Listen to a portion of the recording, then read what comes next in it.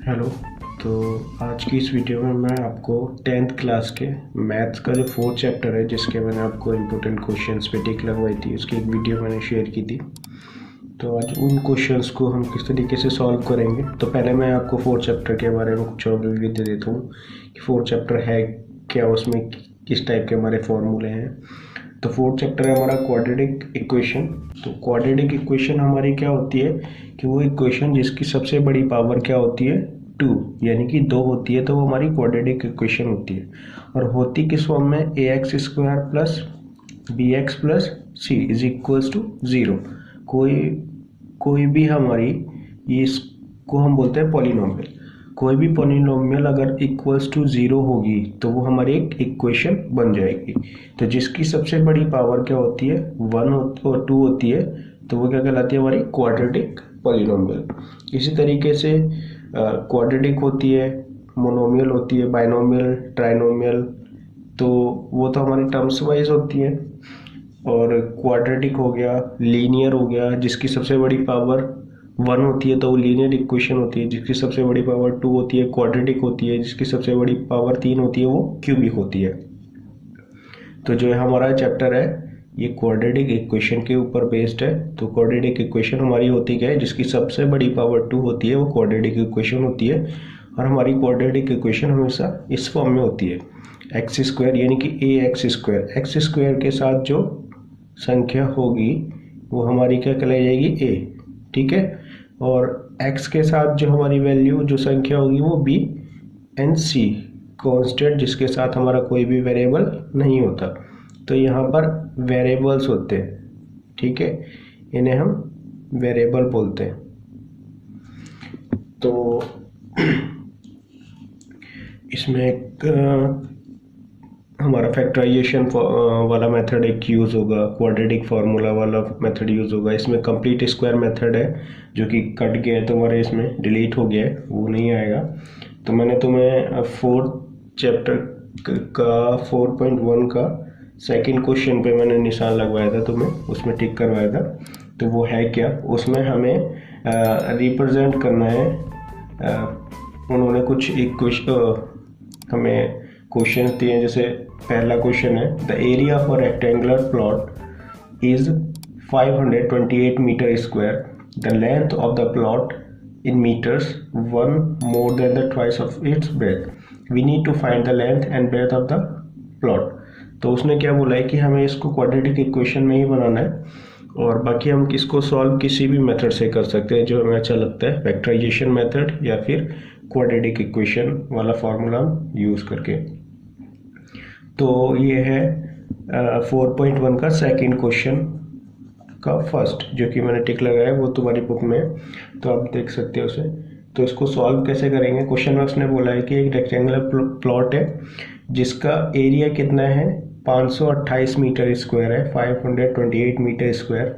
The length of a plot is 1 more than twice of its breadth. तो उसने क्या बोला है, जो लेंथ है वो ब्रेथ के दुगने से एक अधिक है। जो लेंथ है ब्रेथ के दुगने से एक अधिक है। तो we need to find the length and breadth of the plot. तो हमें क्या करना है, हमें प्लॉट की लेंथ और ब्रेथ दोनों फाइंड आउट करनी है। तो पहला क्या है, उसने क्या बोला है, तो जो चीज़ हमें उसने पूछी होती है वही चीज़ हम निकालते हैं, पहले उसको x मानते हैं। तो उसने क्या बोला है कि लेट ब्रेथ जो है उसकी रेक्टेंगल प्लॉट की हम मान लेते हैं x। तो let the breadth of rectangular plot is equals to x metre. उसने मीटर में बोला है तो मीटर में इसको मान लेंगे। और उसने जो लेंथ बोली है, तो लेंथ क्या बोला है उसने, ब्रेथ के दुगने से एक अधिक। जो लेंथ है उसकी वो क्या है, ब्रेथ के दुगने से एक अधिक। तो हमारी जो ब्रेथ है वो क्या है, x। तो दुगने से एक अधिक 2x प्लस में 1। जो लेंथ है वो ब्रेथ के दुगने से, यानी कि x का 2x प्लस एक अधिक, उससे एक ज़्यादा। तो अब रेक्टेंगुलर प्लॉट किस टाइप का, हमारा रेक्टेंगुलर टाइप का है।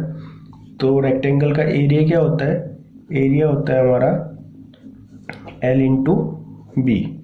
तो L into B according to question उसने क्या बोला है कि एरिया क्या है, उसने दे रखा है हमें 528 मीटर स्क्वायर।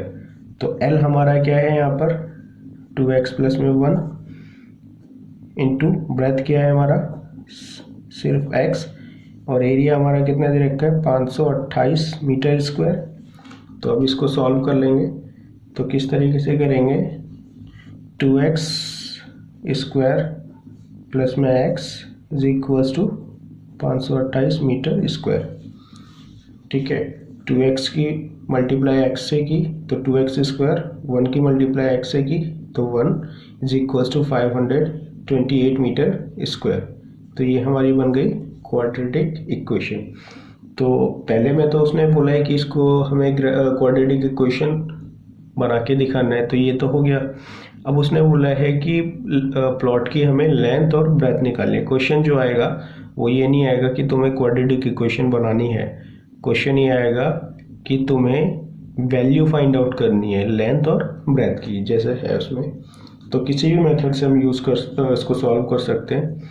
ठीक है, तो जो मेथड तुम्हें अच्छा लगता हो उस मेथड से हम इसे सॉल्व कर सकते हैं। तो मैं आपको पहला मेथड बता देता हूँ उसका, जो कि फैक्टराइजेशन मेथड। तो फैक्टराइजेशन मेथड में तुम्हारा क्या है, इसको तुम किसी भी मेथड से सॉल्व कर सकते हैं, बट मैं पहले आपको मेथड बता देता हूँ। तो पहला है फैक्टराइजेशन मेथड। तो फैक्टराइजेशन मेथड में क्या करते हैं हम लोग, फैक्टराइजेशन मेथड, तो फैक्टराइजेशन मेथड में हम लोग क्या करते हैं, फैक्टराइजेशन मेथड में हम लोग फैक्टर कर लेते हैं वैल्यूज़ का। तो पहला जैसे उसने दे रखा है एग्जांपल 3 है तुम्हारी बुक का, उसने दे रखा है 2x square minus 5x plus में 3 इज इक्वल्स टू 0। तो फैक्टराइजेशन मेथड में हमेशा याद रखते हैं कि पहले और लास्ट जो संख्या होती है उसकी मल्टीप्लाई करते हैं। ठीक है, फर्स्ट और लास्ट जो वैल्यू होती है उनकी मल्टीप्लाई करते हैं। जैसे 2 इंटू 3 इज इक्वल्स टू 6, 2 की मल्टीप्लाई 3 से करेंगे तो 6। तो क्या करते हैं हम, दो ऐसी संख्या सोचते हैं कि जिनकी मल्टीप्लाई करें तो 6 आ जाए, प्लस या माइनस करें तो जो मिड में जो वैल्यू है यानी कि -5 वो आना चाहिए। तो दो ऐसी कौन सी संख्या होंगी, तो जैसे 2 और 3 की मल्टीप्लाई की तो ऑब्वियसली बात है 3 दूनी 6, तो 3 दूनी 6, 2 और 3 की मल्टीप्लाई की हमने तो 6 आ गया। ठीक है, जो कि आना चाहिए था हमारा। और 3 और 2 को जब हम प्लस कर रहे हैं तो क्या आ रहा है 5। ठीक है, तो एक इसमें चीज़ हम याद रखते हैं कि साइन कैसे लगाते हैं, तो ध्यान देना इसमें। जैसे 2x स्क्वायर, अब क्या है दोनों संख्याओं को प्लस करके आया है 5, तो जो बीच का जो साइन है, पहली संख्या का जो बीच वाली एक संख्या का जो साइन है वही दोनों संख्या का साइन रहेगा हमारा। ठीक है, और अगर ये चीज़ माइनस करके आती तो पहले वाले का वही साइन रहता, दूसरे वाले का चेंज हो जाता। तो इसमें ज़्यादा कन्फ्यूज़न होती है बच्चों को, तो इस पर ज़्यादा ध्यान देना। तो पहले और लास्ट की मल्टीप्लाई की हमने तो 6 आया। दो ऐसी संख्या को हमने सोचा कि मल्टीप्लाई करें तो 6 आ जाए और प्लस माइनस करें तो 5 आ जाए। हमेशा बीच वाली संख्या के बराबर आना चाहिए प्लस माइनस करने पे। ठीक है, तो इन कॉमन लेंगे, इनमें से कॉमन क्या आएगा इन दोनों में से, सिर्फ x। तो क्या हो गया 2x माइनस 3, और इन दोनों में से सिर्फ 1, तो 2x। ठीक है, माइनस प्लस माइनस। और हमेशा याद रखना कि फैक्टराइजेशन मेथड में जो ब्रैकेट्स में तुम्हारी जो वैल्यू आएंगी ये दोनों सेम होंगी, बिल्कुल इनके साइन भी सेम होंगे। ठीक है, तो हमारी दो वैल्यू आई x माइनस 1 इसको और 2x माइनस 3। ठीक है, तो वैल्यू हमारी कैसे निकलेगी, x minus 1 is equals to 0, 2x minus 3 is equals to 0, x minus 1 minus से इधर जाके क्या हो जाएगा प्लस, तो x is equals to plus का 1 और 2x is equals to 3, minus का इधर जाके 3 हो गया प्लस का, ये मल्टीप्लाई कर रहे हैं तो इधर क्या करेगा डिवाइड, तो x इज इक्वल्स टू 3/2। तो ये फैक्टराइजेशन मेथड था जो कि तुम्हारे 4th चैप्टर में मोस्ट इम्पोर्टेंट है, 9th में भी है। ठीक है, तो इसकी आपको प्रिपरेशन करनी होगी। बाकी के और जो क्वेश्चन हैं वो आपको मैं नेक्स्ट वीडियो में बताऊंगा। प्लस एक अलग से पहले मतलब जितने भी हमारे इसमें मेथड हैं, ठीक है, तो जो मेथड तुम्हें अच्छा लगता होगा आप उस मेथड से क्वेश्चन को सॉल्व कर सकते हो। ये दूसरे मेथड से भी सॉल्व हो सकता है ये क्वेश्चन, ठीक है, बट पहले फैक्टराइजेशन मेथड, देन उसके बाद हम क्वाड्रेटिक वाला फॉर्मूले से करेंगे।